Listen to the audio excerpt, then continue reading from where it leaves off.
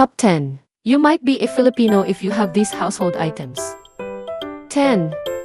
Hindi pwedeng mawala ang painting of the Last Supper na madalas matatagpuan sa likod ng hapagkainan ng bawat tipikal na Katolikong tahanang Filipino. 9. Sa mga Filipino households, hindi mawawala ang paypay na hindi lang pampatanggal init, kundi isang simbolo ng tradisyon at craftsmanship. 8. Bilang bahagi ng makulay na buhay Filipino, madalas mong makikita ang paper calendar na may pula at asul na font, isang praktikal at stylish na paraan ng pagtukoy sa araw. 7. Sa bawat tahanan, hindi pwedeng mawala ang walis tingting, kakampi sa paglilinis at simbolo ng pagka-Pilipino, laging handa sa kahit anong kalat. 6.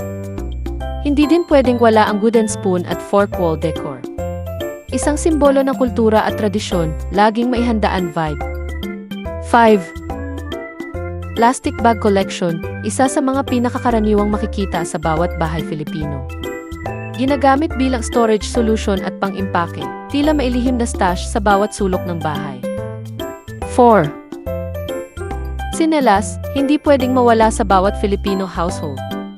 Laging handa sa kahit anong oras, mula sa paglabas ng bahay hanggang sa pag-relax sa loob, tsinelas ang kapartner sa bawat hakbang.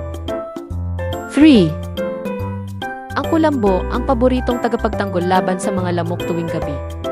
Masarap matulog na alam mong protektado ka.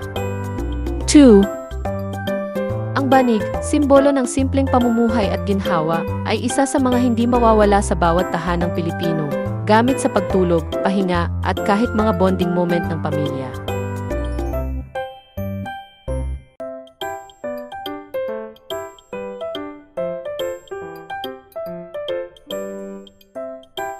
One.